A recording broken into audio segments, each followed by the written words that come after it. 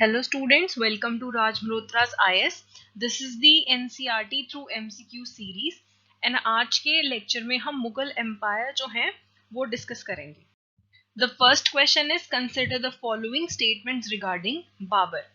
Babar also known by the name Zahiruddin Mohammad.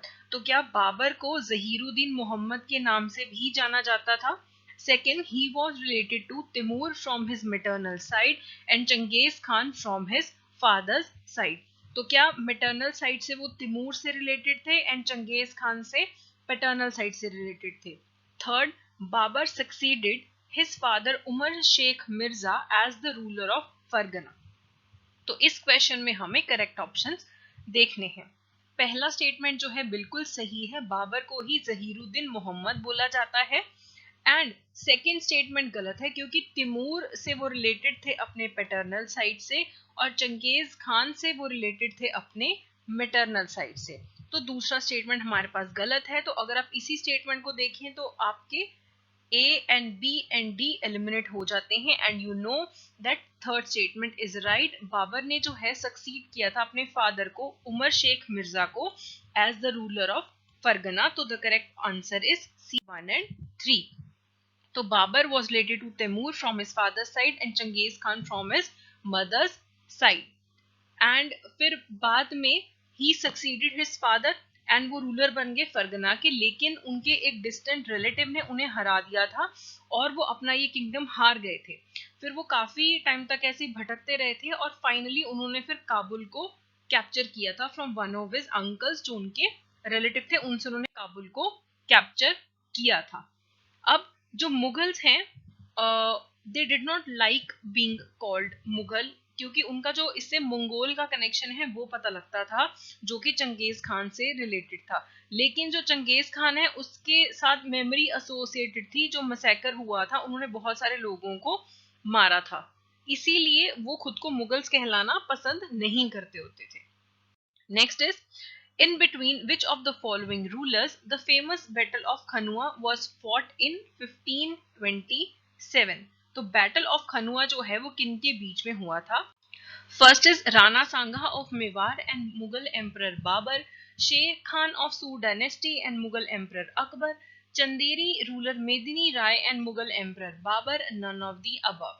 तो काफी important battle है बैटल ऑफ खनुआ जो है. It was between the Rana Sanga of Mewar and Mughal emperor Babar.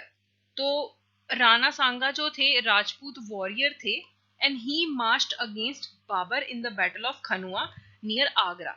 और ये काफी डिसाइसिव विक्ट्री थी एंड बाबर इसे जीत गए थे. यानी कि राजपूत एंड वहां के local warriors one on one side, Babur was on one side and उन सबको हरा के बाबर ने जो है टाइटल अज्यूम कर लिया था गाजी का. इसका जो सोर्स है हमारे पास class 7th our past 2 chapter number 4. Next is consider the following statement regarding Mughals. As the Mughals became powerful, many other rulers also joined them voluntarily. The Rajputs are a good example of this. कि जब Mughals काफी powerful हो चुके थे तो खुद से ही काफी रूलर्स ने उनको वॉलंटरीली ज्वाइन कर लिया था एंड राजपूत जो थे वो इनके एक बहुत अच्छा एग्जाम्पल थे. Next is Sisodia Rajput of Mewar refuse to accept Mughal authority for a long time but once defeated they were crushed by the Mughals. तो क्या सिसोदिया राजपूत ने उनकी अथॉरिटी को, मुगल्स की अथॉरिटी को एक्सेप्ट करने से मना कर दिया था एंड जब फिर काफी टाइम तक जब वो नहीं माने तो मुगल्स ने उनको डिफीट किया था बहुत बुरे तरीके से. तो इसमें हमारे पास सही जो इनकरेक्ट हमें पूछा गया है, तो पहला स्टेटमेंट तो करेक्ट है कि मुगल्स जब पावरफुल थे तो काफी राजपूत्स ने उन्हें ज्वाइन कर लिया था एंड काफी मैरिज अलायंसेस भी हुई थी. तो अकबर के टाइम पे specially the Mughals had a very good relationship with the Rajputs. Second statement गलत है. ऑल्दो सिसोदियास ने इनिशियली उन्हें ज्वाइन करने से मना कर दिया था, लेकिन जब वो डिफीट हो गए थे they were not crushed, they were treated very well by the Mughals. तो सेकेंड स्टेटमेंट इसमें इनकरेक्ट है, तो B2 ओनली इसमें करेक्ट आंसर होगा. एंड मुगल्स जो थे इनिशियली उन्होंने काफी कैंपेन किया, काफी लोगों को हराया, बट फिर जब वो बहुत पावरफुल हो गए तो काफी लोगों ने उन्हें ज्वाइन कर लिया, जैसे कि राजपूत, एंड काफी सारी मैरिज की अलायंस हुई थी। सिसोदियास भी जब बाद में डिफीट हुए थे मुगल से, तो बहुत ही ऑनर से मुगल्स ने उन्हें ट्रीट किया था, राजपूत ऑफ मेवाड़ को। अब इसका जो सोर्स है वो हमारे पास है class 7 our past two chapter number 4, यहाँ पे इसका सोर्स हमें दिया गया है। Next is which of the following courtiers wrote Ain-i-Akbari. तो ये काफी ज्यादा इंपॉर्टेंट है, ऐने अकबरी। तो ये किस राइटर ने लिखी है? ए अब्दुल रहीम खाने खनन, बी अबुल फजल, सी फैजी शेख मुबारक। तो ऐने अकबरी जो है वो बी अबुल फैजल ने लिखा है। अब अबुल फैजल जो थे वो बहुत अच्छे उनके कोर्ट के राइटर थे अकबर के टाइम पे। उन्होंने अकबर की बायोग्राफी को 3 वॉल्यूम्स में लिखा था, जिसका नाम था बायोग्राफी का अकबरनामा। 3 पार्ट्स थे। पहला जो उसका पार्ट था उसमें अकबर के एंसेस्टर्स की बात की गई है। दूसरे में अकबर की खुद की रेन के टाइम पे उनके राज्य में क्या क्या इवेंट्स हुए थे वो रिकॉर्ड किए गए हैं। तीसरे वॉल्यूम का नाम था आईने अकबरी। आईने अकबरी में उस टाइम पे अकबर के टाइम पे एडमिनिस्ट्रेशन कैसा था, हाउस होल्ड कैसा था, आर्मी, रेवेन्यूज, उस टाइम पे ज्योग्राफी क्या थी एम्पायर की, उसकी काफी डिटेल है। उस टाइम पे क्या ट्रेडिशंस थे, क्या कल्चर था इंडिया के अंदर, सब कुछ बहुत डिटेल में दिया गया है। यानी कि अकबरनामा 3 पार्ट्स में डिवाइडेड है। तीसरा पार्ट है आईने अकबरी। इसका सोर्स है हमारे पास class 7th our past 2 chapter number 4। So the next question is, consider the following statements regarding Mansabdari system introduced by Akbar. So Mansabdari system is a very important concept during the time of Akbar. Ranks were divided into two, Zat and Sawar, in which Zat means personnel and it fixed the personal status of a person. The lowest rank was 100 and the highest rank was 5000 for the nobles. Third, the Mansab rank was hereditary. तो इसमें भी हमें correct options ही देखने हैं। पहला जो statement है वो सही है। रैंक्स जो थे वो डिवाइड होते थे जात और सवार के अंदर। जात का मतलब था पर्सनल, एंड ये पर्सनल जो स्टेटस था पर्सन का वो डिसाइड करता था। सेकंड इज रॉन्ग, क्योंकि लोएस्ट रैंक वाज 10, लोएस्ट 10 दिया जाता था, हाईएस्ट 5000 दिया जाता था for the nobles. Third is also wrong, क्योंकि मनसब जो था वो हेरिडिटरी नहीं था। तो इसमें हमारे पास करेक्ट ऑप्शन हो जाता है A1 ओनली। सो मनसबदारी सिस्टम का थोड़ा सा डिटेल देख लेते हैं हम। जो मनसबदारी सिस्टम है अकबर ने ही इंट्रोड्यूस किया था अपनी एडमिनिस्ट्रेशन में। हर ऑफिसर को एक रैंक असाइन किया गया था, उस रैंक को हम मनसब बोलते थे। जो सबसे लोएस्ट रैंक था वो हमारे पास था 10, हाईएस्ट था 5000 फॉर द नोबेल्स। कुछ इंस्टांसेस थे जहाँ पे जो रॉयल ब्लड के लोग थे, प्रिंसेस थे, उनको इससे भी ऊपर का रैंक दिया जाता था।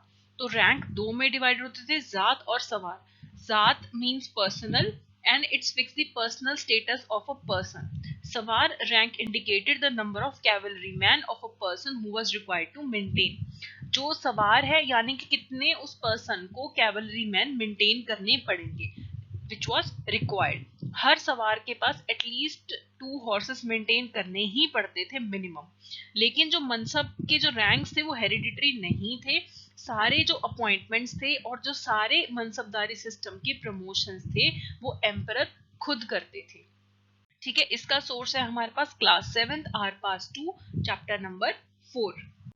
Next is, consider the following statements regarding Aurangzeb. He assumed the title of Alamgir, world conqueror. He annexed Bijapur and also eliminated the Qutub Shahi dynasty of Golconda. He was a staunch and orthodox Muslim who was tolerant only to Muslim sect. He prohibited drinking and music in his reign. तो पहला statement जो है बिल्कुल सही है, वो खुद को आलमगीर बोलते थे यानी कि वर्ल्ड कॉन्करर, बिल्कुल सही है। सेकंड स्टेटमेंट जो है वो सही है, and he eliminated the Qutb Shahi dynasty, उस पर उन्होंने अटैक किया था। थर्ड गलत है, चाहे वो एक ऑर्थोडॉक्स मुस्लिम थे लेकिन वो बाकी मुस्लिम सेक्ट जो थे उन्हें भी टॉलरेट नहीं करते थे। ठीक है, तो ऑल्दो ही वाज ऑर्थोडॉक्स मुस्लिम लेकिन वो बाकी सेक्ट को भी अलाउ नहीं करते थे उस टाइम पे। And fourth is also right, he prohibited drinking and music in his rain. ना ड्रिंकिंग, म्यूजिक, आर्ट्स, ये सब वो अलाउ नहीं करते थे। तो हमारे पास सही स्टेटमेंट है 1, 2 एंड 4, दैट इज सी। तो स्टॉन्च ऑर्थोडॉक्स मुस्लिम थे and his idea was to transform India into Islamic state, कि इंडिया को एक इस्लामिक स्टेट बनाना है। And he did not even tolerate other Muslim sect. उन्होंने शिया फेथ, जो उनका खुद का सुन्नी फेथ था, तो वो शिया फेथ के अगेंस्ट थे, इसलिए उन्होंने मुहर्रम जो था वो भी सेलिब्रेशन रोक दिया था और डेक्कन सल्तनत को इन्वेड किया था, क्योंकि उनका हेट्रेड था शिया फेथ की तरफ। ठीक है, उसके अलावा उन्होंने एक मॉरल कोड्स इन्फोर्स करने के लिए सेपरेट डिपार्टमेंट बनाया था under a high officer called the Muhtasib, ताकि वो खुद ये इंश्योर कर सके कि उनके राज्य में कोई भी ड्रिंकिंग नहीं होनी चाहिए, भांग एंड उसकी कल्टीवेशन, कोई भी ड्रग, सब कुछ बैन था, और म्यूजिक जो था उनके कोर्ट में बिल्कुल भी अलाउड नहीं था। तो ये हमने लिया है class 7th our past 2 chapter number 4। Next question is, consider the following statements related to system of Dehsala instituted by Akbar. Dahsala system के बारे में क्वेश्चन पूछा गया है। Under this system the average produce of different crops as well as the average prices prevailing over the last 10 the years was calculated. तो क्या इस system में एवरेज प्राइस जो था डिफरेंट क्रॉप्स का वो देखा जाता था, एंड प्लस एवरेज प्राइसेस जो पिछले 10 साल में थे उन्हें कैलकुलेट किया जाता था, कि मतलब इस साल जो रेवेन्यू लगेगा वो इस साल की क्रॉप पे नहीं होगा, 10 साल जो है उसका जो है एवरेज लिया जाएगा।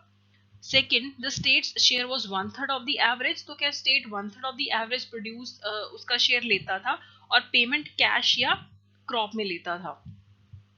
Third, payment of revenue was generally made in cash. तो इसमें भी हमें करेक्ट स्टेटमेंट्स ही देखने हैं।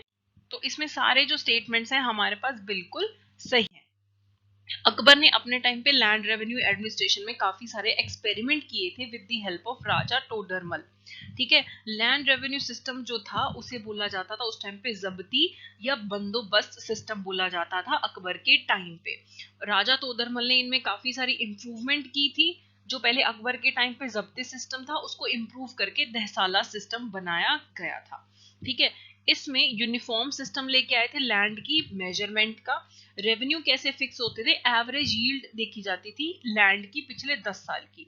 और लैंड को भी हमने काफी उसमें डिवाइड किया था, 4 हिस्सों में डिवाइड किया था। एक था पोलाज। पोलाज वो लैंड होता था जो हर साल जिसपे कल्टीवेशन होता था। परौती वो होता था जिसमें 2 साल में एक बार कल्टीवेशन होता था। चचर होता था, चचर से ही यानी कि 3 से 4 साल में एक बार कल्टीवेशन होता था। एंड बंजर, या जिसमें 5 या 5 से ज्यादा साल में कभी एक बार उस पे कल्टीवेशन हो रहा है, यानी कि वो बंजर जमीन है। ठीक है, और पेमेंट ज्यादातर कैश में होता था, ऑल्दो रेयरली कभी क्रॉप्स में भी ले लेते थे, लेकिन ज्यादातर कैश में होता था। इसका हमारे पास सोर्स है class 7th our past 2 chapter number 4। Next is, consider the following statements regarding the concept of सूले कुल adopted by the अकबर। तो अकबर ने एक गवर्नेंस का कॉन्सेप्ट लेके आए थे सूले कुल, तो उसके बारे में पूछा गया है। पहला, this idea did not discriminate between people of different religions in his realm. तो क्या अकबर जो था he was tolerant of all religions, क्या वो डिस्क्रिमिनेट नहीं करते थे। Second, Abul Fazl helped Akbar in framing a vision of governance around this idea of Sule Kul। तो क्या उन्होंने इसी सुले कुल के आइडिया के अराउंड अबुल फजल ने हेल्प की थी गवर्नेंस का सिस्टम बनाने में। Third, this principles of governance was followed by Shah Jahan and Aurangzeb. तो क्या शाहजहां ने भी इस सिस्टम को फॉलो किया था, औरंगजेब ने भी फॉलो किया था।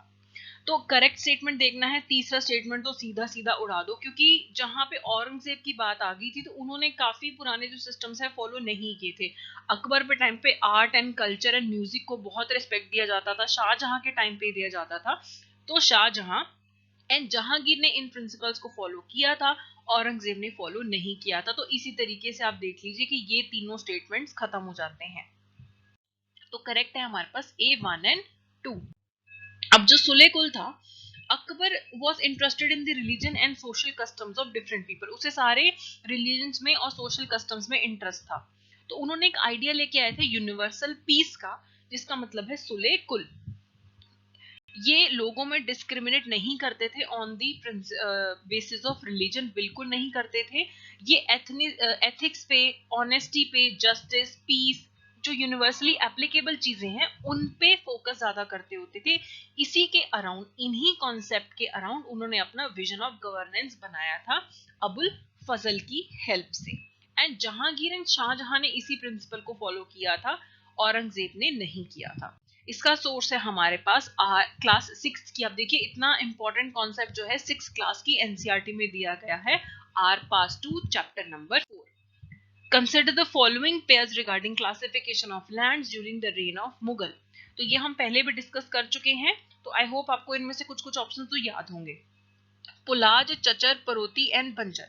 क्या पुलाज में सक्सेशन में क्रॉप्स उगाई जाती थी और फैलो लैंड नहीं छोड़ा जाता था? चचर, क्या 5 या 5 से ज्यादा साल में कल्टीवेशन होती थी? परोती में land left out of cultivation for a time that it में रिकवर, तो क्या रिकवरी के लिए टाइम दिया जाता था? बंजर, जहां पे 3 या 4 साल तक जो है उसे फैलो छोड़ा जाता था। तो हम पहले ही चचर से हमने पहले डिस्कस किया था, चचर मतलब 3 या 4 साल, तो वो तो ये वाला ऑप्शन है। ठीक है, तो सेकंड ऑप्शन गलत है। और बंजर हमने डिस्कस किया था जहां पे 5 या 5 साल से ज्यादा, यानी कि जो बंजर जमीन है। तो अगर आप 2 और 4 को एलिमिनेट करो तो 2 और 4 गलत है, तो ये भी गलत है, ये भी गलत है, ये भी गलत है, तो 1 एंड 3 रह जाता है। पुलाज है जहां पे हर साल कल्टीवेशन हो रही है। परोती है जहां पे 1 साल का बीच में टाइम दे दिया, कुछ टाइम दे दिया कि जमीन जो है अपनी स्ट्रेंथ को रिकवर कर ले। ठीक है, तो ये हम पहले कर चुके हैं। पलौज हर साल, परोती 1 साल छोड़ के, चचर 3-4 साल छोड़ के, एंड बंजर जो है 5 साल या 5 साल से ज्यादा। ये क्लासिफिकेशन जो है ये हमारी आयनी अकबरी में, जो अकबरनामा का 3rd पार्ट है, उसमें एक्सप्लेन किया गया है। इसका भी सोर्स है क्लास 12th की थीम्स इन इंडियन हिस्ट्री, जो part 2 chapter number 8। Last question for today is match the following empires associated with the places। यहाँ पे आपको अंपायर दिए गए हैं और एसोसिएटेड प्लेसेस दी गई हैं। ये हम क्यों डिस्कस कर रहे हैं?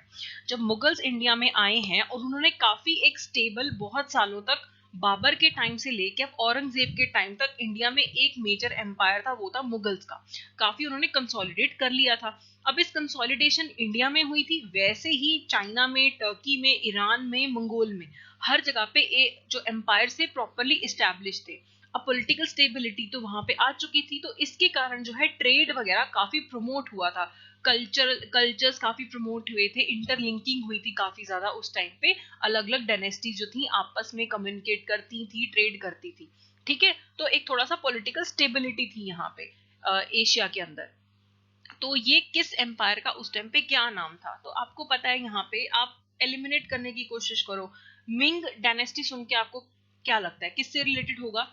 चाइना से रिलेटेड होगा, तो डी किससे रिलेटेड होगा? 2 से। ठीक है, तो कहां पे डी जो है उसमें 2 ऑप्शन है, बी के अलावा कहीं नहीं है। तो अगर आप सिर्फ इतना सा तुक्का भी लगा लो तो आप देख सकते हो। उसके बाद आपको पता है कि आपने वर्ल्ड हिस्ट्री में ऑटोमन एम्पायर पढ़ा है। ऑटोमन एम्पायर किससे रिलेटेड है?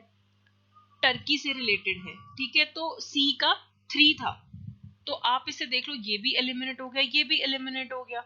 ठीक है, तो अगर आपको उज़्बेक नहीं पता, सवाफिद नहीं पता, तो भी आप इसे कर सकते हैं। लेकिन still it is not difficult, क्योंकि उज़्बेकिस्तान कहाँ पे है? मंगोलिया के पास है।